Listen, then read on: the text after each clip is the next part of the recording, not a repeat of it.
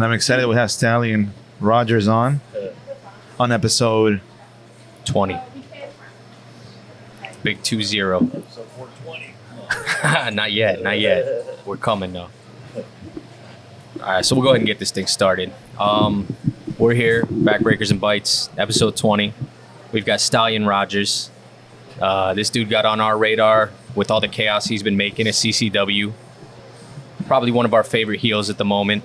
I'm a good person. He's a great person, but he's a bad man in the ring.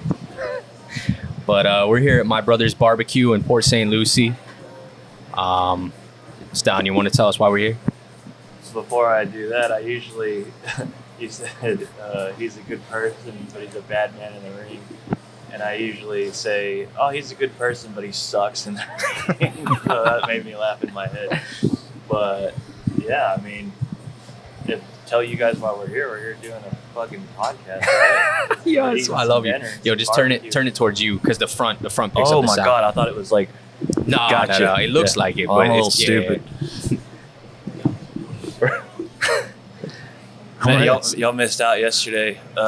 Martin Stone got in the ring and cut a promo on the crowd, and like, you know, you're not supposed to say certain things and whatnot.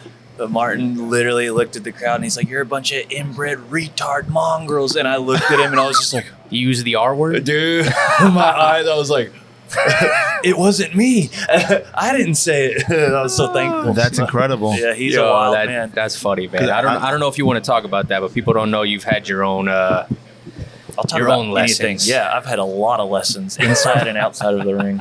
But you want to start all the way in the beginning? Yeah, I mean, we like to go and really bring it back, man. We want to know, how did Little Stallion get into wrestling? Where did it all begin? What really triggered you? Were you here before the Attitude Era? What really brought you in? No, dude. I mean, I was born in '90, so I was about 7, 8, 9, 10, whenever the Attitude Era was going on. But my mom wouldn't let me watch wrestling, so I was a big Power Ranger, Ninja Turtle, like Batman kid. Absolutely nothing wrong with that. Yeah, no, I wouldn't say so either. But, I think I had a friend.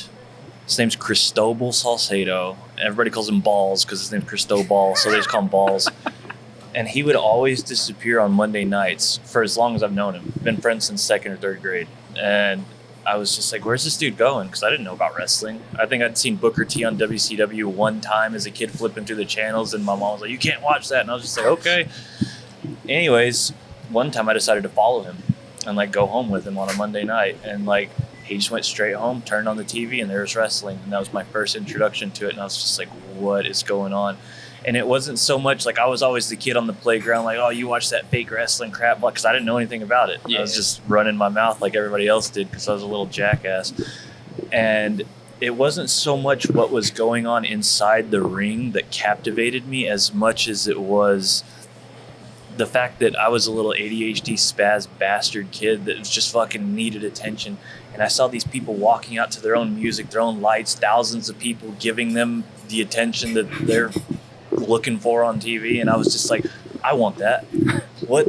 That's amazing. Like, wow. Like, seeing people in concert or like actors and stuff like that never did it for me. Like seeing somebody in professional wrestling did, because it was more selfish. It was just one person rather than a team, like a sport or something. And I was just like, man. And so I got enthralled by that. And I still had the mindset of like, oh, this isn't real, blah, blah, blah. But I was more captivated by everything else that was going on until I saw Chris Benoit wrestle. And I was just like, that dude's, that's real. There's no way that's fake. Like, he's literally beating the shit out of them, blah, blah, blah. And then Hardcore Holly. And I was just like, man, these guys are like, there's some people that are like circus guys dancing around. And then there's other guys that are actual athletes, like really bringing it. And that's what really drew me in. So my first favorite wrestler was Chris Benoit until I saw Randy Orton. And I was probably like 12 at the time, 11, 12. And I was just like, man. And Orton was a goof when he debuted. He was like doing the Randy News Network because he was injured and started getting people hating him. But I thought he was so fucking cool for some reason at the time. And eventually, Orton became #1 contender after Evolution. All that stuff happened for the heavyweight title, which Benoit had. And it's SummerSlam 2004. That's I remember right. looking at my buddy, and I was just like, whoever wins this match is going to be my favorite wrestler for the rest of my life. Nice. And literally Orton won it, and Benoit took a back seat, and I had every Randy Orton shirt for years, and I would wear them to school constantly, and was one of the kids just wearing the Randy Orton shirts, walking down the halls, doing this all the time, jumping at RKO and people constantly, like before it was a meme, like just all the time. Dude, did you have the Evolution shirt that said paid, laid, and made on it? No, I almost dude. got kicked out of school for that. Oh, that's so What did it say? It says paid, laid, and made. So I wore it to school, and my English teacher goes, "What do you mean by laid?" And I'm like, "It just, it's a saying, right? They're cool." Laid out. Yeah, and they really tried to send me home for that. So I was like, that's funny that he said that. It just made it cooler. My first Raw was in San Antonio, Texas, and it was in 2004. It was right before SummerSlam. And the main event was Orton, Flair, and Batista versus Jericho, Edge, and Kane. Damn, those are good days, dude. And I took a sign, evolution is a mystery. My sign said evolution is history because I thought I was so clever. And I was just like, yeah. And then anyways, all my friends were like, you didn't go to Raw because there wasn't one picture of my face. The picture that had me in it had the sign covering my face, me holding it. My friends, that's not you. But they knew it was me. They're just ribbing me the whole time. But yeah, after that, once I went to my first Raw, it was done. I told everybody, because as a kid, I loved Legos and stuff. And I was like, I want to be a mechanical engineer, blah, blah, blah. And then I got more realistic. I was like, I can work put in the same amount of effort to do something I actually want to do that's fun, or I can just work really hard and just get gray hairs quick and be wrinkly and old in my 30s because I stressed myself out being a mechanical engineer. Now that you're a professional wrestler, I'm broken down and beaten. I don't have as many wrinkles or gray hairs as I would have the other way, but my body sure fucking feels like it. How does your mom feel about it? Because she didn't let you watch it when you were younger, and now you're living it. She was the one that took me to my first Raw, but it was that was years after she told me I couldn't watch it, because you get to that age where you can't really be controlled. It's probably 11 to 13. I'm the man now, Mom. Yeah, pretty much. And so I started watching wrestling, and I from 10 on, I was raised by my grandma. My mom got remarried and moved off, and I didn't want to leave my hometown because my friends were my family, and so I just chose to stay and live with my grandma. And grandma let you. My grandma was anytime I got in trouble, don't do that again, would just slap on the wrist. The best, dude. To my detriment, the best. It was really hard to break that I can do whatever I want fucking thought process. I had to really. Are those the sliders? These are the sliders. Sick. Tim, you're lucky. There you go, Tim. You're the first one. We're gonna bring out everything in a minute. Sick. Yeah, you good. Make sure you try some dips on each one of them. Don't eat like a dog. You're gonna wait? What a gentleman, dude. I wouldn't wait. No. They said this isn't hot. I know it's fucking hot. What is that? Habanero Honey mustard or something? No, this habanero? one's Carolina. This one is the one that you're saying is hot. There it is. Yeah. This one's Carolina. This is not hot. Oh, if it is hot, that'd be surprising. Dude, Dude, I'm just looking at it, You and said I'm already habanero? sweating. No, this is delicious. It's not hot. This one, probably hot. I'll be all over that hot stuff. It's not that hot. It's good. For him, It's got a little tingle. in the back. Cholula sends him over the edge. You're a wild man. You're a wild man. So when did you start training? Right away? No, so I dated a girl for 7 years out of high school, from 17 to 24, and I followed her around like a little dog for a few years after high school, went to college and stuff. Was she the one that she took your V card? What a wild question. That is really a wild question, yeah, dude. I'll say absolutely. That's a great question. We're hard hitting here on this show, ladies and gentlemen. No. Yeah, she did. And I hers. Regardless. It got to a point where I was so obsessed with wrestling while in this relationship that I went out of my way and started training after I was I don't like college. I'm not enjoying this. And she was salutatorian of our high school and all that shit, and took college all serious, and which I guess you should.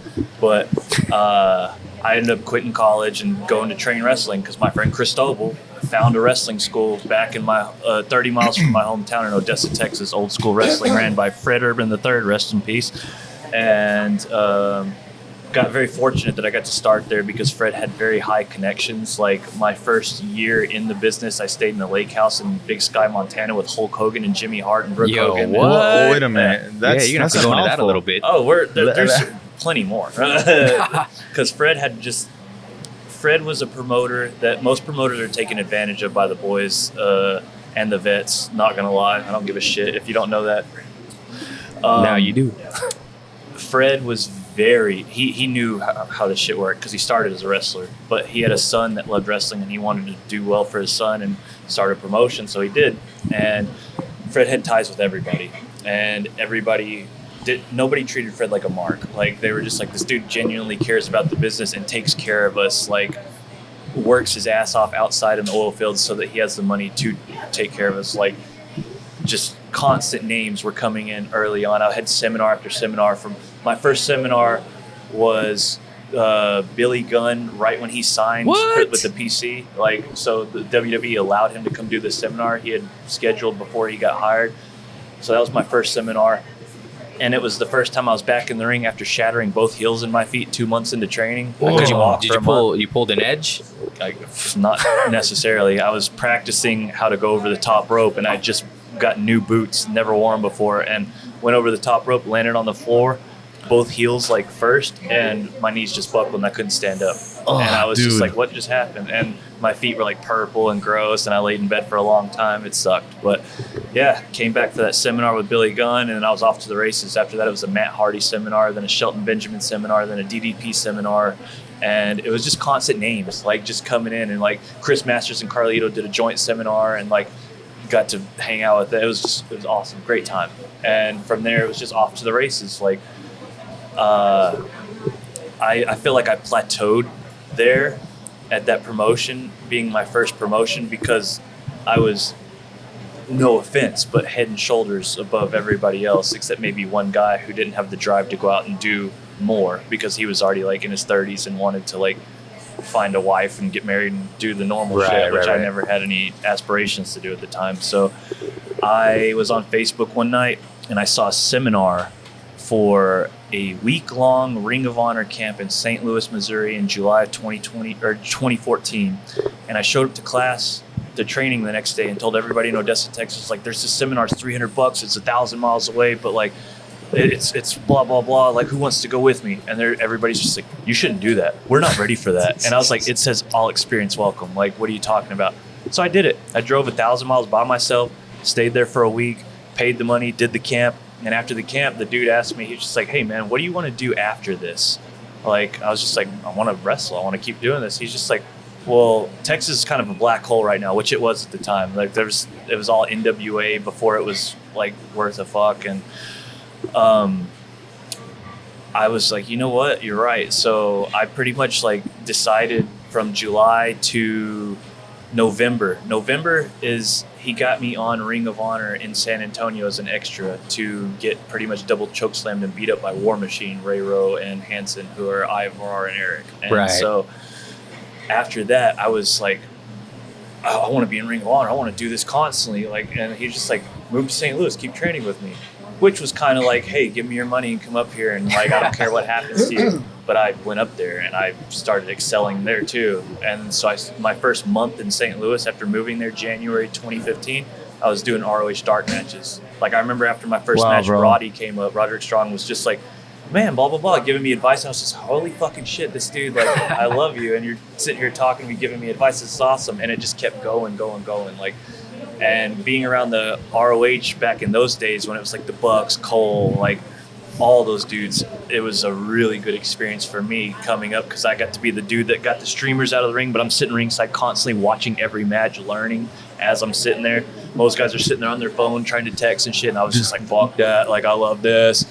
And dude, that's great exposure. Dude, yeah, 100 to the boys. And they're the ones that like if you don't have anything to offer these guys, they don't give a fuck about you. And I always had marijuana on me, and everybody likes to smoke weed. So like that was my in with a lot of the guys there, and they started.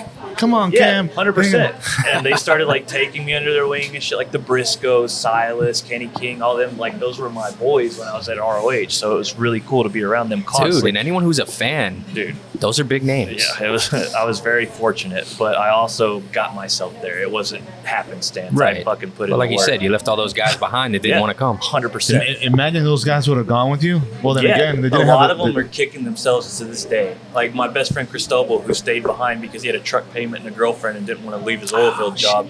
To this day, he's just like, I just got him to start wrestling again. Had him fucking do a squash match recently at the home promotion, which started running again. The guy that died, his daughter took over, so they're doing shows again. Good for them. But yeah, doing 2 years of ROH constantly, like from 2015, 2017, just going every show, taking ACH or Elgin or Kyle O'Reilly, because they were all in St. Louis, taking them to the shows in my car, got me cool with Delirious, who was the booker. And he just one time, we're sitting out, just hanging out outside, me, Silas, and Delirious. And we finish hanging out, and Delirious just looks at me. He goes, "Oh yeah, hey Kurt, 2017 here in a couple months, top prospect tournament. You're the first guy in it. Congratulations." Gets out of the car and walks off. Nice. And I couldn't even move, like my legs. And Silas was like, "Wow, that's really cool, man." And I couldn't even talk. I was just like just literally couldn't get out of my car. I was just like, my legs were like, just like I got leg kicked by an MMA fighter. I was just like, what the? So that happens, and then it's off to the races. The exposure, the global exposure I got from like Japanese fans, English fans, but with exposure also comes the negative shit, because I was trained by Michael Elgin, and Elgin has a very detrimental name to his own doing because he fucked up a lot constantly, and it was always everybody else's fault because some people just can't accept responsibility or accountability, which I learned how to do watching other people not do it. And so anytime he'd fuck up, it would fall back on me, and because I had Elgin stamped on my fucking forehead. And so everybody's just like, he must be just like him because he's his #1 student, this and that. And I was just like, I might be, I might not be, I don't know. Like, why does everybody hate me all of a sudden? So I had to win people back, and that was my first like, oh shit moment, like on the internet. I think I called somebody a white knight because they were talking shit to Elgin, and then all these people jumped on me. You can't talk like that. You can't say that. Can't and I was say just white like, knight? Dude, I was like, what? I've never heard that. Yeah, It's someone that comes and saves all the damsels in distress. that's exactly what it is. 100%. Oh. And it was some fat dude from Ohio. I can't remember his name. He was just one of them internet marks, just never leaves his house. And he was just like, how dare you use that language, this and that. And I was just like, what? And then all these other motherfuckers jumped on. And I was just like, well, fuck, my bad. I didn't know I couldn't do that. I won't do it again. And I didn't. So, and from there, ROH kept going. I ended up having a match with Silas Young on the main card in San Antonio in front of all my friends and family, like, which was a big fucking deal to me. And Silas, like, after the match, he's super heel, but like, he looked down and fucking, like, while I'm laying on the ground, grabbed my hand and fucking shook it, gave me the nod. And the ref goes, "This is your moment, kid." Like, as I'm getting up to get out of the ring, he goes, no, the spotlight's on you. Soak it up. And I turn around and the whole crowd's on their feet clapping for me and shit. And I was just like, this is surreal. I have a picture of it. And it was like one of my favorite moments in my career at that point. Get out, a few months go by, I'm working at Hooters and just like, just like what the fuck every day. And I had done an Evolve seminar in 2016 in Dallas at WrestleMania. And Gabe Sapolsky, I was jacked and tan too. I remember I put in all the work to look as good as I fucking could at that time, gained like 10 pounds of muscle. And in the seminar, they told us at lunch break, they're like, all right, everybody find a partner. You're going to have matches after lunch. We're like, okay. Instead of going to find a partner, I ate my food because I was starving. So when I finished, everybody had found a partner except for one guy, and it was this goof. And I was like, oh, fuck, okay. And I didn't know how to lead somebody. So I wrestled this guy, and after the match, Gabe told me, hey, man, like, you're 6 out of 10 at best. Like, keep working. And I was just like, fuck, like, that hurt my feelings. But it wasn't one of those things where I was like, fuck Gabe Sapolsky, fuck everybody. I'm better than that. I was like, okay, like, I got to keep working. Yep. And 2 years go by of me just doing the indies, starting to really build my name, starting to, like, get good reps against, like, big names and shit. Your first name, what was it? Was ACH. Okay. Yeah, and when he was like hot in ROH, that was my first name match, and he beat me to the point of having a concussion to where I almost overdosed on Advil liquid gels because I had such a bad headache that I couldn't stop taking it. Who's calling me? My grandma's calling me. She can wait. We know she's awesome. Yeah, I love her. Yeah, and then after ACH, it was a bunch of ROH names, and then like I've wrestled so many people that it's hard, like on the spot question to be like, oh, I did this, and this. I just know I did a bunch of badass shit, and I was really proud of it. But I got a call one time after work at Hooters. Me and my buddy Josue are sitting there, and we're playing some game called Wizard of Legend on Switch together. And I get I get a message on Facebook from Gabe Sapolsky, and he's just like, hey man, how's it going? And I was just like, holy shit, dude, what's up? And then he was just like, people in the locker room, past and present, keep bringing your name up, and I want to give you a shot. Can you get yourself to New York City next month? And I was just like, from Texas? Fuck, I guess. And he was just like, all right, we want to check you out. I go up there. I wrestle AR Fox in my first match in La Boom in Queens, New York. Couldn't have gone any better. It's absolutely perfect. Like, just a great fucking match. And Gabe comes up to me afterwards, and he's just like, that was amazing. Like, blah, blah, blah. Like, we'd like to have you back at some point. I was like, okay, at some point, but cool. I go home. He messages me. He's like, hey, man, Sal didn't get a good look at you, and he wants you to come back up next month for another New York show. Can you get yourself back up here? And I responded, I was like, you carny motherfucker. That's what I said. I was like, you carny motherfucker. Of course I can. And he just reacted with the ha-ha emoji. And it was like, great, we'll see you there. Did you drive or you flew? No, I flew. All right. Yeah, I was going to say, dime. Jesus Christ. Yeah. And so I went back up there. I've drove to New York before. It's painful. So 2 days? yeah, it's a 24-hour drive. I don't stop. I'm a psycho. That's another thing I'd like to talk about. Before I got signed to Evolve, after putting in the work and busting my ass there, I was known as the guy that would get in his car and drive wherever it took. I used to do loops from Odessa, Texas to Chicago to Charlotte, North Carolina, back to Texas. That's over 4,000 miles. Yeah. And that's like, that was once or twice a month. And then I'd go to like Chicago, Los Angeles, back to Texas. Chicago to Los Angeles alone is 35 hours. Fuck that. By yourself, especially, because nobody ever wanted to get in the car with me because they just couldn't handle the fact that I wouldn't stop and get a hotel. If I was about to die, I would pull over at a gas station and sleep in my car with the car running in the back seat with the window cracked for a couple hours. Then I'd get back to it. And Trevor Lee was actually, Cameron Grimes was the first guy to ever put me over to a promoter, Danny Daniels, AAW in Chicago, bitched him out and said, why the fuck does he look like a zombie every time he gets here? You should be flying him. And then once he started flying me, everybody else started flying me. And then it was just off to the races from that point too. But yeah, it was tight. So, dude, let me ask you said you were inspired by like the hardcore Hollies and the dudes that made it look real, the Chris Benoits of the world. So, like, when you were coming up, because you do have a rough style. I've heard some of the guys say they hate getting shot by you because it hurts like hell. So did you develop like a hard style based off of those guys, or like where was your inspiration for your moveset? To add on to that, your chop is kind of Chris Benoit-ish. It's a little like Chris Benoit's. Hopefully that's the only thing that's Chris Benoit about me. Well, I thought you were going to wait, asshole. Okay, cool. I felt so bad. It's getting cold, Tim. Yeah, enjoy it. Remember to try the sauces. When you would chop, the first time I saw you, you were chopping Cha-Cha, and you could see the pain in his eyes, and then you could see the pain in his chest. Literally after the match, he hits me so fucking hard. Chops are like, I tell everybody, hit me as hard as I hit you, because when I forearm people, I'm safe. When I kick people, I'm safe. When I chop you, there's no way you can fuck that up unless you hit them in like the solar plexus or in the nipple, which sucks. So like, I think, is this the solar plexus? Yeah, what is it? Okay, right in the middle, yeah. That'll knock your breath out or hurt your heart. So it's just meat, and I'm putting everything I have into it because I'm not gonna break your fucking body. Like, I want to see your chest drip blood. That's a fucking badge of honor for me. I don't give a fuck. Like, if you got a problem with it, hit me back. You know what I mean? I'm not saying forearm me back and give me a concussion. That's acceptable though. If you're willing to take it, you can give 100%, it. Fuck it. 100%. So.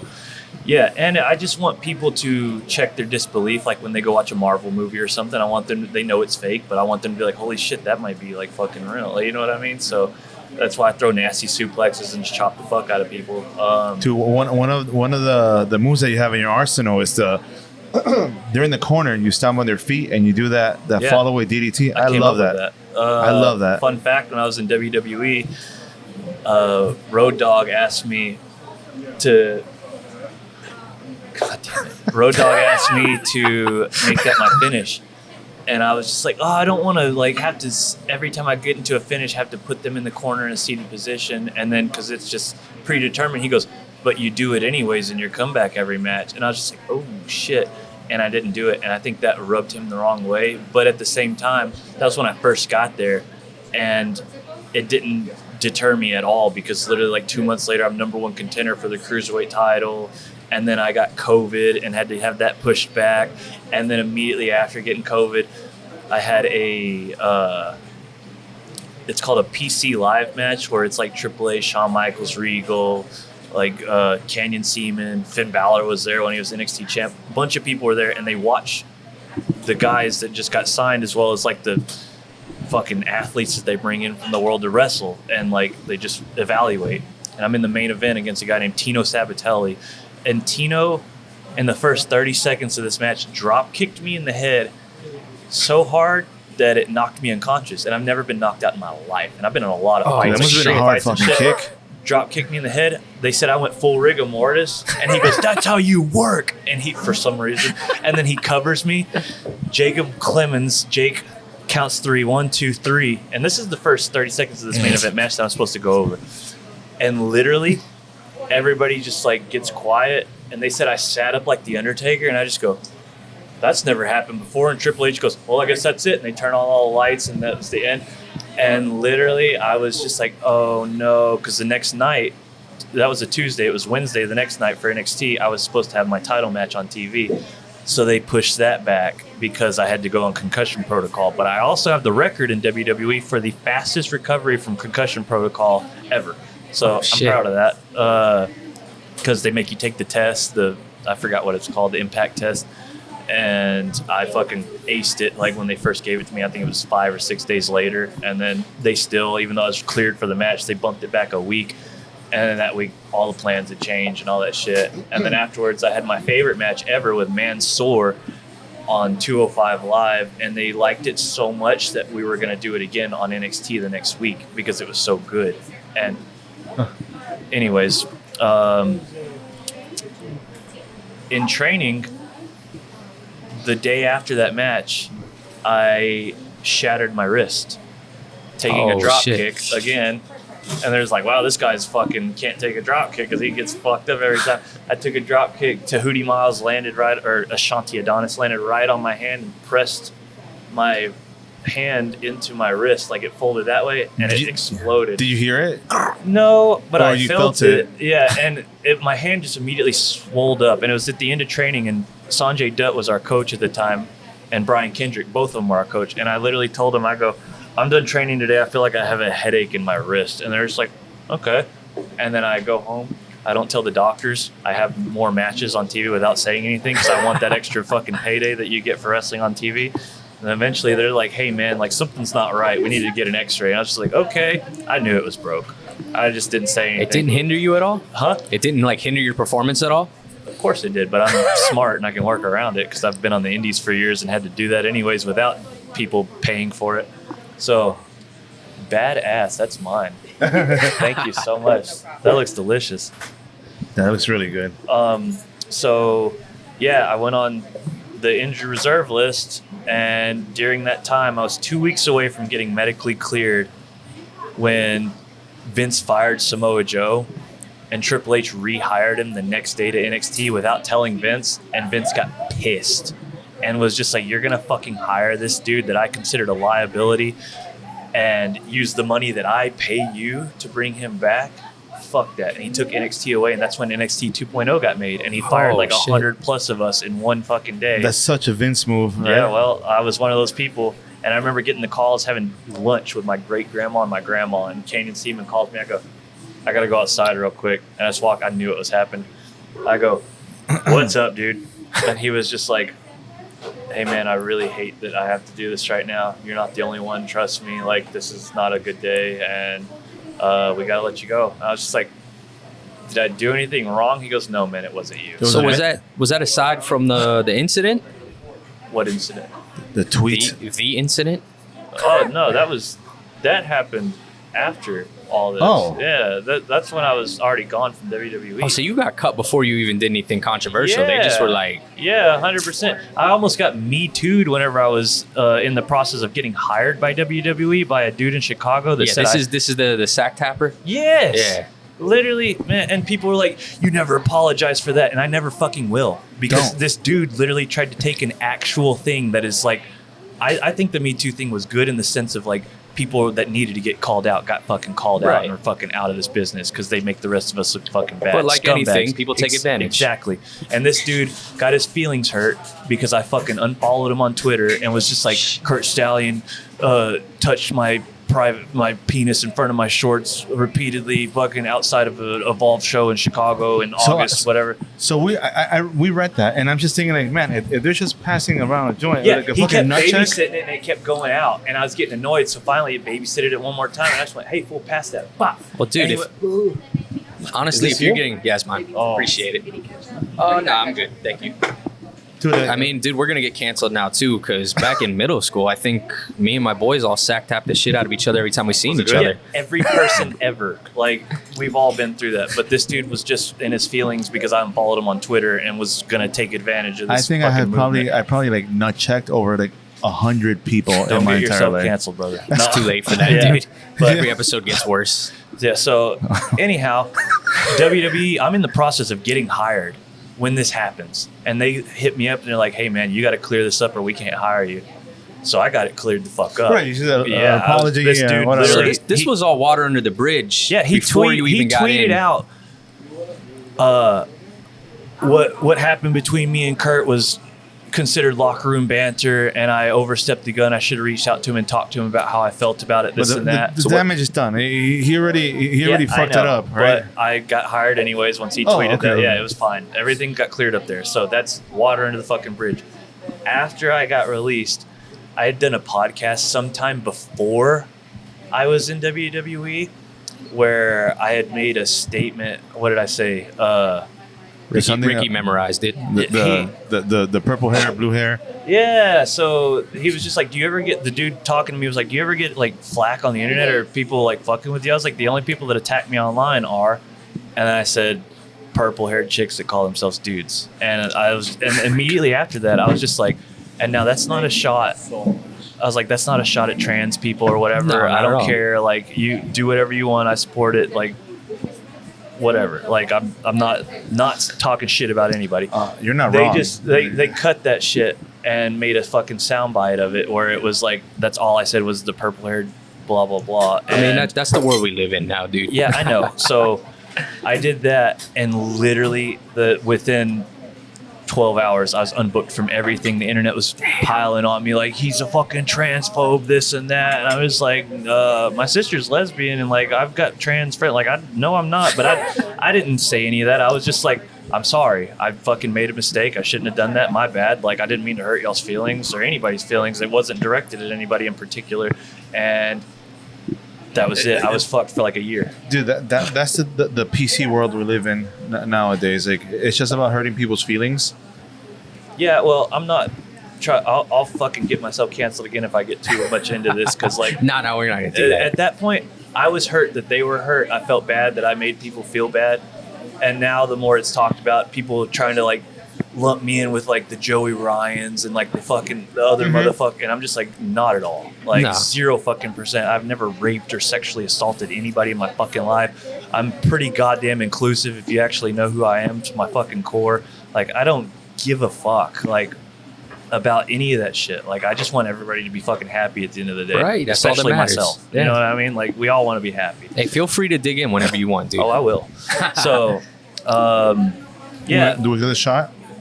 having to get past all that. I mean, we can. Having to get past all that was really difficult, and to this day it still like affects me. Like, guys I thought were my fucking best friends in wrestling still like won't fucking associate with me because they're scared of the fucking pile on. Dude, you know what? They were probably never your friends from the beginning. Oh, I know. But the thing is, like, Am I stepping on it you, Tim? opened my eyes. Sorry. I thought it was the Don't worry table, about like- Tim, he's fine. I'm sorry. Yeah, so it really opened my eyes to like not everybody is your friend. Like it's all fair weather friends. Like when you're doing good, they want to be your friend, and when you're not, they're not there for you. I got to see who my real friends were in that time, which is also a blessing because now I know who to fuck with and who not to. We're your friends. Yeah, We're your appreciate y'all. But yeah, that was a really hard lesson for me. Like I learned a lot of lessons there. Like I definitely did like go out of my way to like research like trans stuff and like talk to people. Like there's a guy named Dylan McQueen. He's like openly fucking like zaddy. He's fucking from Tennessee. He's a great dude, great professional wrestler, trained by Cody Rhodes. It's one of my best friends in wrestling now. Like, and he's super supportive of me and knows that that's not me to my core, and it's just internet bullshit. It's all the people that hated Elgin that fucking just jumped on my ass. Dude, you had a hell of a road, man. What's the deal? What are you saying? You want to get the camera for it? Yeah, God damn it, we're in the middle of fucking talking. You trying to interrupt me? We get a good bite like on the. He likes to make you look crazy in slow mo. Plenty of fucking food here. We'll get to it. You tell me when to slow mo this bite, and we'll get the shot. All right, let's do it then. How were the sliders? Good. I guess in these moments, y'all just like crop or what? Like edit? We just, It's just there? All right. I don't give a fuck. leave everything, man. Fuck it. Oh, dude, this is good. You gonna go for it? God damn it. There we go.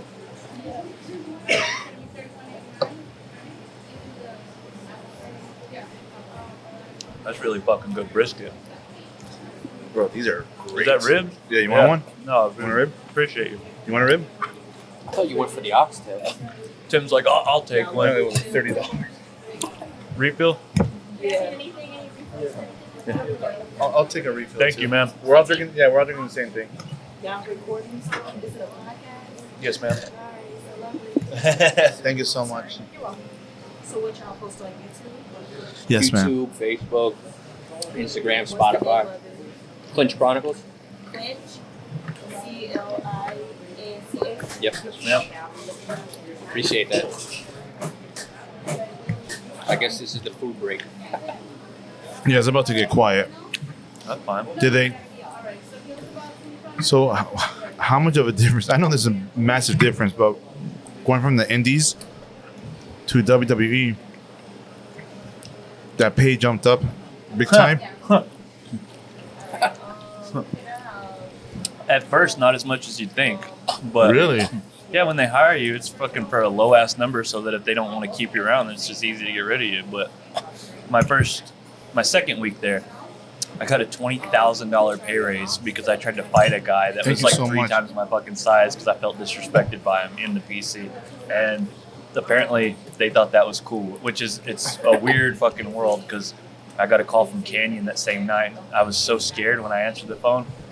And he was just like, scared? Like, I'm Santa Claus today. Apparently you've garnished the respect of those you needed to garnish from. We want to keep you around a little longer. How's $20K on top of your annual salary sound? I was just like, what? Like, of course. So Let me think about it. Yeah. yeah, that was Now cool. every week you gotta pick a fight. Yeah, it was really cool. And I told him too, whenever I was in the hiring process, I was just like, I just want you guys to know, like, I smoke marijuana and I'm probably not going to stop because, like, I don't take pills or any of that shit. I'm not a big drinker. Like, oh, that's fine. I was just like, what? Which is Like, crazy, yeah. right? Because you're boys with Matt Riddle, and Riddle has a hell of a history, dude. Like Riddle's the one that got them to change the, the marijuana. yeah. Oh, that's crazy. Well, So- because look at the UFC now, man. He got kicked out of there, and now they don't give a fuck. Yeah. Well, we're not here to suck Riddle's dick. He gets enough of that shit on his own, so. You know, no, I'm just saying. Okay. That's such a great example, though, man. Like of how things have changed. Oh, yeah, 100%. But yeah, dude. So you fought in NXT for a good while. You got cut during Vince's episode. Yeah. You end up in Japan after that, Yeah. right away. Immediately after I got fired, I'm still sitting outside. Trevor Lee had called me while I'm sitting there because he had a package delivered to my apartment for some fucking reason. And he's just like, hey, man, where's this package? I was like, should be right there, dude. I just got fired. He goes, what? literally, he gets like super emotional on the phone with me, and like we get off the phone. I told him, I said, quit being a bitch, dude. You're gonna make me feel terrible. Like I haven't even processed this yet. Got off the phone. Immediately after Riddle calls me, I can't remember why, but I just told him to, and then Riddle started crying on the phone, and I was just like, I can't handle it. I'm getting off the phone. So I call Eddie Kingston, and I was just like, Eddie fucking Kingston, dude. I lived with him when I first got signed. Him and Loki. Dude. Is Eddie Kingston who he is in the ring and on TV exactly the same person outside? Kinda. Just cranked up. He definitely turns it up for TV. And that's not a knock at all. Like he's a fucking tough dude. But yeah, so I call Eddie and I talk to him, and I'm just like, dude, like I don't know what to do. I'm definitely not calling you trying to get a job at AEW right now. I just need somebody to talk to, and you're like the most level-headed guy in the situation, so I want to like. He's like, oh yeah, blah blah blah. After I get off the phone with him, Ikemen Jiro, remember Ikemen Jacket Time? Fuck it, yeah. He hits me up, and all it said was, Kurt, would you like to go to Japan? What? Didn't even have time to be sad. I was like, of course. So Anthony Green had got fired too at the same time, was hanging out with Jiro. Apparently he got the call, started crying in front of everybody, and fucking Jiro was like, oh, what do you want to do? And he's just like, I want to go to Japan. He's like, where do you want to go? He goes, Noah was the first thing he said. And Jiro goes, Jiro's really good friends with the guy that runs Noah, calls Noah, fucking gets it done. And the promoter specifically said, I want Anthony and Kurt. And when Jiro got off the phone, Anthony told me, Jiro goes, he wants you. And maybe Cat. He's like, Cat. He's like, Cat. He's like, who the fuck is Cat? He goes, Cat Stallion. He's like, oh, Kurt. And like, he was like, who the fuck is Cat the whole time, which is a little funny story. But anyways, and we went to Japan, and that was another one of those things where, so 3 months after I got released, I'm fucking making a fuck ton of money on the indies, like doing. So you didn't have time to break down and process everything? 0%. I was just happy. I'm doing indies for like 3 months, making a fuck ton of money per appearance. And then the cancel thing happened. Some dude digs up my old podcast and literally tweeted, I listened to every podcast Kurt Stallion has ever done looking for this exact clip. Because I don't know who this dude... Yeah, anyways. What kind of shit is that? That's what I said. Fucking blasted it on the internet, got me canceled, all my bookings gone, yada yada. Damn, so he killed you in Japan too? Nope. Oh. Japan don't give a fuck. So I don't get booked again almost fucking... but like 1 or 2 spot shows here and there, little shindies, until Japan. And mind you, I hadn't talked to Anthony Green since I had got canceled because he was one of those people that kind of like fucking fucked off and didn't talk to me anymore. And I let him know how that made me feel. I was like, you were one of my best fucking friends in the business, blah, blah, blah. You hurt my fucking feelings like I did everybody else. Like, I get it now. Like, that's fucked up, this and that. And I get it. It's trying to save face, protect your fucking career. You don't want somebody else dragging you down. I dug my own fucking hole. I was not reaching up trying to pull people down there with me. I was digging my own fucking steps to get out. Just had to take some time. And so we got all that cleared up. We went to Japan. And while I was there, I noticed like anytime we would do tag team stuff, he would never share pictures with both of us. It was always just like him in the ring. Oh, shit. And that hurt my feelings too. But I get it. It's not like I wouldn't expect anybody to do anything else. Right. So, yeah, I could sit here and blast all the people that fucking made me feel a certain way, but all it's going to do is get them fans with the people that hate me already. So, regardless, I'm still in the building phase of trying to get everybody back on board like they were before, which is slowly but surely happening, and it's been great so far. I literally don't see anything negative on the internet ever, and if it is, it's got to be vanity search, and it's always the same fucking like smart losers that are never at shows and just hide behind like hidden profiles and names and shit. So I don't care. It doesn't bother me at all. Yeah, dude, I had no idea about it. To be honest with you, Charlie told us that you went through some stuff, and I was like, damn, I had no idea. And then when I Googled it, it was like, it was through comments. I saw an Instagram comment, this guy does sexual assault. I'm like, no way. And I looked and I'm like, what, a sack tap? I was like, I thought you raped someone or something. Like, they made it sound crazy, man. Never in my life. But you're right, it's not really out there anymore. Yeah, I don't. I have no will or want to be a sexual deviant fucking ever. I'm not even a weird guy in bed. Like, I don't do all the fucking, like, I'm not a BDSM or whatever the fuck. Like, I'm just vanilla as fuck. Yeah. So I literally, like, when people started like lumping me in with all these fucking losers and like weirdos and creeps, that's that gotta hurt hurt. my fucking feelings, dude. I was just like, I'm not like that, and I never fucking will be. So that sucks. But it is what it is. At the end of the day, like, you're just gonna have people that are gonna do that just because it makes them feel better about their lives, and that's fine. My life's fucking badass, and I love that my life's better than their life. Exactly. They have nothing going on. Yeah. So That's it, to bring people down, tear them down. yeah, sound like that, motherfuckers. Anyhow. So Japan. Best time. Of my I life. noticed you got a ton of Asian chicks with fan pages on Instagram. So I guess you were pretty over there. I mean, Like, what was the experience like, man? How much different was it than over here? the fans are just absolutely 100% fans. They're dedicated, they're loyal, they're respectful above all else. They literally are the best fans in the entire world. Like, if I could live in Japan for the rest of my fucking life and take all my friends and family over there, I would. Like, I would never come back to America. I fucking hate it here. I hear that all the time. So, Anyone who's been to Japan, I hear the same thing. yeah, I want to go. I haven't gone yet. it's the best place on earth. 100%. And, like, they're just like, you know, here, if a Japanese person comes over here, they're going to go out in public and somebody's going to be racist to them. It's the complete opposite over there. Like, you go out and they're just like, they make sure that you're like, you know what's going on, and like fucking that you're taken care of, and that they always want to make sure that you like Japan. As long as you like Japan, they couldn't be happier. And I love Japan. Like, it's my favorite place in the fucking world. I'll say it a million times. You pick up any Japanese over there? Quite a bit, actually. My last tour was 7 months, so Jeez. being there for 7 months straight is, if you don't pick something up, you've got to be some kind of idiot. Are you still signed with them? I was never signed with them. Oh. It's just like, They just loved you. yeah, they just call you and like, hey, can you come over here for this long? Yes, of course. So last time they got me a year-long visa, and I was just there for, I did 2 months. The first time me and Anthony went, we were there for 2 weeks, Yeah. but we wrestled each other our first match, and we did so good that after the match, they asked us, hey, can you guys stay for 2 months? And we're just like, yes. And then after that, they fucking brought us back again, and it's like, it was just off to the races. Best wrestling, best time, best people, best fans.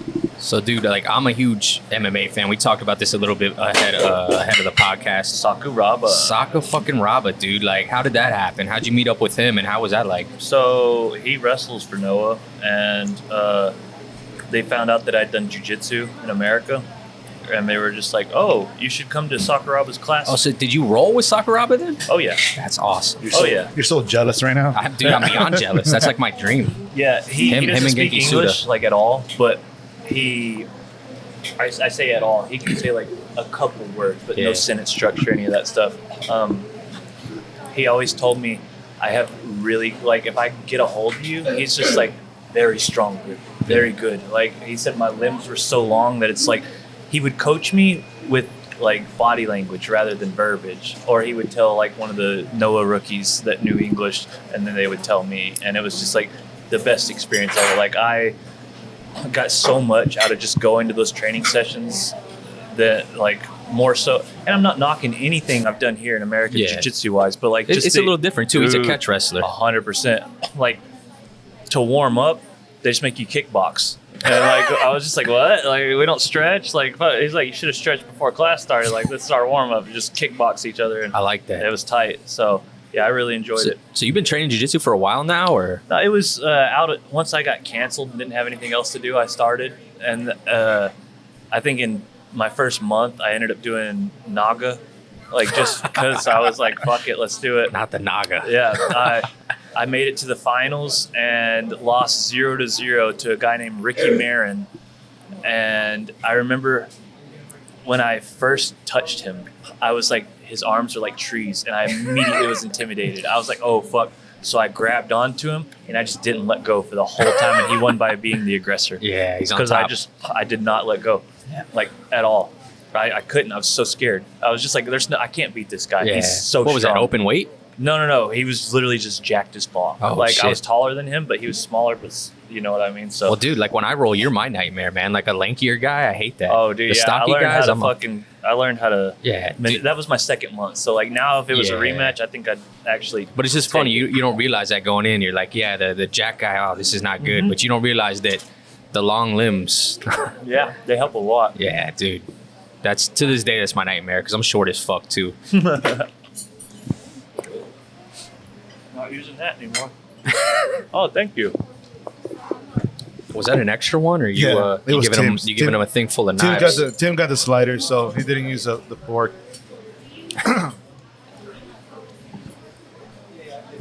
So you met the great Sakuraba. Oh yeah. There was another picture of you with a bunch of the Japanese dudes, but I couldn't remember who was in that picture. Was there any like other like really cool dudes you met over there? I mean, Everybody. yeah, like literally everyone. Like I get to meet everybody I've ever looked up to and fucking idolized in wrestling. So it's just, yeah. And kayfabe is so big over there still. Like, if you wrestled a guy, you better not go fucking out eating with him afterwards or go to Oh, the clubs that's- and that's shit. nice. Like, yeah, it's really cool. I like it a lot. So you came back over here, and I guess you were continuing to hit the indies. How'd you end up with CCW? Dude, that cornbread Yeah, no, it's amazing. was incredible. So I was doing Boca Raton Championship Wrestling, and that's where I met Neilio, the guy that runs CCW. Right. And he pretty much, it was me and Cha-Cha, Cesar Bononi, and Jack Talos in a four-way. And Cesar and Jack kept botching all their spots, and me and Cha-Cha are in this match just cracking up, like in the middle of the match just laughing. And me and Cha-Cha hit it off. Cha-Cha started putting me over and made me feel good. And I was like, you should come to CCW. And I was just like, I don't even know what that is. Let's do it. And started, so I guess it was Cha-Cha actually got me in touch with Neilio. And then from there, had my first match. And Neilio was like, dude, that was fucking amazing. You should come back. I was like, I'd love to. And then I just told Neilio the other day, I was like, I want to wrestle as many CCW shows as possible. Because, like, You've been on all of them I now. really like it. Like, they just have a good locker room, good crowd, good production, good. Everybody's good. So I think the first time we saw you was I think if I'm not mistaken was Bash at the Brew, and then I'm like, damn, this guy is such a heel. Like I was telling Dan, I'm like, he's doing it right. And then when we saw you at the 20th anniversary, was it 20th anniversary? You got on that mic and you just shout out poor St. Lucie. It was so funny. And then you then you turn around, you hit the ref, you hit Amy. I go, he's my favorite CCW wrestler right now. He's incredible. I made sure to tell her beforehand. I was like, hey, like, please just take your own bump. I don't want to actually like hurt you, this and that. And she took her own bump like a motherfucker. And I was so like, she just made the clip even better. So, Dude, it was great. That match was, to me, was match of the night. You and Cha-Cha. He says this to everyone we have on, by the way. I figured. That's why I laughed. No. I say it about you though. Well, I feel like I'm naturally a heel. Like, I don't think you're ever getting out of there. I literally, it sounds psychotic, but like, I don't do this. I did have a piece of meat choked in my throat. That makes sense. I don't do Don't die on the professional podcast, dude. Yeah, no. I don't professionally wrestle just for the fans. Like, I do it for myself too. Like, I just have this fucking thing in me that I have to get out of my fucking system so that I don't blow the fuck up. And that's why everybody's like, man, you're so chill. You know, like, nothing bothers you, blah, blah, outside of the ring. And it's like, it's not that it doesn't bother me or I'm like so chill. I'm really good at bottling shit up. And I only let it out when I'm wrestling. And that's why it's so natural and organic, because I'm actually getting my fucking aggressions out. That's why I chop the fuck out of people, because I'm really hitting you. Everything else safe. But like, the hate that I can fucking produce from people fuels the fuck out of me, because that's how I feel constantly, all the time. I'm like, One of my favorite quotes. Life sucks and then you die. Vince McMahon. No, that is my favorite quote of all time. But one of my favorite quotes from a movie is when Bruce Banner turns around and looks at Captain America and he goes, "That's my secret, Captain. I'm always angry." Yeah. Because I fucking like... I'm always fucking angry. Yeah, I mean, dude, if you're a rational person living here, it's kind of hard not to be, honestly. Well, people made me angry, so like... Yeah, it's always people. I didn't have an easy childhood either. I didn't really touch on any of that, and I'm not going to, but like growing up with my grandma and like all that shit, it wasn't so much as my choice as I like made it out to be. But like my childhood, my upbringing was fucking hardcore. So like a lot of the things that I think and do now are stemmed off of like making up for like I'm very childish, but like I'm also a grown-ass fucking man when I need to be, but like it's because I didn't get to be a child so much as a kid, so like I fucking just have fun and enjoy myself whenever the fuck I want to. Like, I mean, it's a good way to be, honestly. yeah, but some people don't like it, but I don't give a fuck. So. You're so over as a heel, and like touching back when, even if you try to be a kayfabe, I don't think it'll work. When like Scott Hall, Kevin Nash try to be kayfabe, it just doesn't work. Like even when they were heels, they were so over. Do you ever get to meet Nash and Hall? Yeah, both separately. I met both of them at OSW where I started in Texas via Fred Urban, and Scott Hall wasn't drinking at the time, so he would make me get drinks. I don't like to drink very much. He would make me order beer and drink it just for himself, like as if he was the one drinking it. And so I would drink constantly beer. And then in between beers, he'd be like, "Let's go smoke a bowl." And then we'd go out in the car and smoke marijuana and then go back in there. He'd make me get more fucking drinks. I was like, fuck. But he was really cool to me. Gave me a lot of good advice. And then Kevin Nash came, and I remember I was driving to St. Louis from Odessa, which is fucking like 1,000 miles. And I stopped by this steak and fucking wine place that Fred and Kevin Nash were eating at. Kevin Nash ended up pulling out the chair and making me sit down next to him and like gave me all sorts of advice, gave me his phone number, and just was like telling me what I need to do to get signed and all that shit. And he was really cool to me. So I didn't smoke with him or anything, but fucking just really got to enjoy that guy's company. And then everybody's starting to find out that I've smoked with Bret Hart because of another podcast I did that blew up on fucking Instagram. It's got like 3 million views right now. Holy shit. And it's just me talking about how I was smoked bowls with Bret Hart, and all he did was talk about Goldberg kicking him in the face. Legit. Oh, well, I know what part we got to cut out. Yeah, who gives a shit? No, I mean to make a reel. Oh, I'm like, who gives a shit at this point? Nah, Dude, we literally, anything goes with us, man. I think I did see that, and it linked me to another.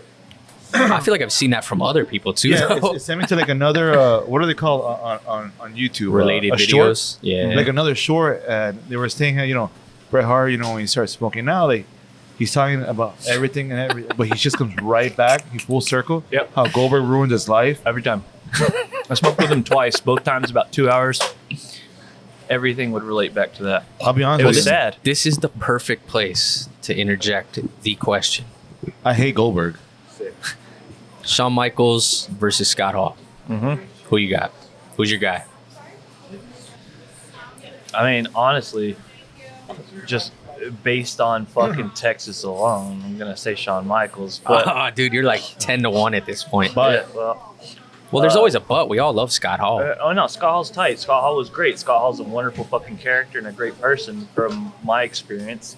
But I will every day give it to Shawn. Hands fucking down. I'm a Shawn Michaels guy when it comes to the comparison there. And you're not just saying that to get back in NXT, right? No, fuck no. I'll do that on my own. No, Were you ever in Vince's presence? nope, not once. Jesus Christ! I feel like he's always there, but like nobody ever sees him. He was never at the fucking PC, that's for sure. You got to rub shoulders with Regal. Oh yeah. How was he? Is he intense? He's exactly how you'd expect him to be intense. Yeah, 100%. One time, Regal came up to me after a match and told me, "Hey, you need to start selling your head or you should not sell your head when you give a headbutt. It's an attack. That person should be selling. You should be firm. And then immediately after, 30 seconds later, when he walks off, Matt Bloom walks up A-Train's just like, God, kid, I fucking love how you sell your head after the headbutts because, you've been in a real fight. You know that shit hurts. I'm like, exactly. So I go, come with me real quick. I walk Bloom to Regal. I go, you told me to sell headbutts. You told me not to sell headbutts. What do I do? And Regal goes, oh, and just walks off. And Bloom goes, well, I guess there's your answer. And then he walks off. And I was just like, what have I just done? But it didn't deter me whatsoever. I still got pushed. So, yeah. I have another question. How did you end up in the, what did you say, a cabin with Hogan and? With Logan? With Hulk Hogan. Logan Paul? Please, we're eating. We're eating. There you go, Tim. Eat that fat. That's the good stuff, Tim. So it is. It was June 2013, a month before my official debut, and Fred, the guy where I started, who ran it, was really good friends with Micro Championship Wrestling, like the midget wrestling. Yeah. So listen, I watch it. they needed a ring, but they were in Big Sky, Montana, and we're in West Texas. But Fred has, to this day, one of the best indie rings ever. Like, I love that ring. So Fred's like, yeah, we'll take you our ring. We load the truck up, and we drive up there. When we get there, that was like a fucking 3-day drive, too, because Fred liked to stop and shit. So we get there. They're like, oh, Hogan and Jimmy Hart are about to be. And we're just like, what? What did you just fucking say? And then sure enough, I'm sitting there eating fruit. Hulk Hogan walks in. He literally just sticks his hand out and he goes, Hulk Hogan, brother, nice to meet you. And I go, you want some fruit? Like, that was my hello. He goes, oh, no, just had a bunch of airline food and it makes me need to take a shit. And just walks off. And I was there for 2 or 3 days with them. I saw Jimmy Hart at Boca Raton Championship Wrestling the other day and told him, I was like, hey, man, remember when you went to Big Sky, Montana? He's like, oh, yeah, baby, that was a great time. I was just like, I was there. He's like, I remember you. I was just like, damn, that's cool. So that was a good little moment. I haven't seen Hogan since, but I can't wait to remind him next time I do. I have a follow-up question. You just said something. What makes a good wrestling ring from a bad wrestling ring? Sturdy. Doesn't fucking cave in the middle and look like a trampoline. Good ropes, good turnbuckle pads, good posts, good boards, good fucking everything. Like, just he put money into it rather than just bought it from some fuck and like, there we go, we got a ring now. You just made me think, because like the ECW rings, like the original ECW, those shits like completely bounced. They would bounce like a trampoline, so it wasn't a good quality ring. No, it's not that. It's some rings have that spring in the middle, like to absorb some of the shock. And when you got two heavy ass fucking 300-pound guys fucking you're gonna bounce a little higher. You know what I mean? So Fred's ring didn't have that. It was just fucking straight. I guess it was probably stiffer. It was probably like a Mexico ring. It was really stiff, but like that's what I liked, just because it took away, like when you have little kids coming afterwards and like, we saw it bouncing, blah blah blah, like touch the ring, like, oh, it's soft. Want to take a bump? Yeah, well, this ring was not that. There was no being able, like, that ring looks fake, but no, it was a good ring. I did not know that. Thank you. Yeah, look at your ass. Yo, that cornbread is delicious. Dude, everything was delicious.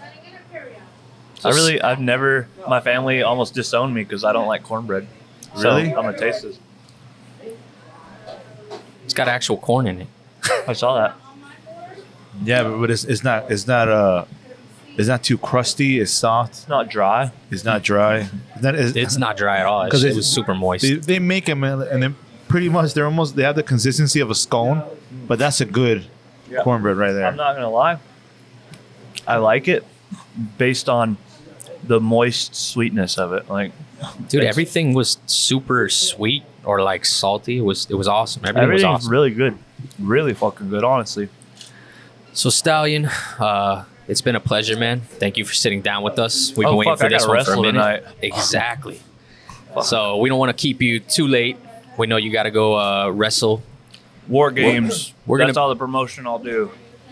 Game of War. Game of War. Shit, dude. We're gonna get all kinds of canceled now. This is But we're gonna be there. We'll put some video up of you. But where can the people find you, man? Cancel me gently, baby. No. I hate that question always because my thought was just like, if you want to find me, just Google and avoid the negative articles. Like social media, Google, fucking, it's all there. Just search my name, you'll find it. If you want to. If you don't, I don't give a fuck. I like that answer. But again, thank you, man. It was a pleasure. Fucking Tim.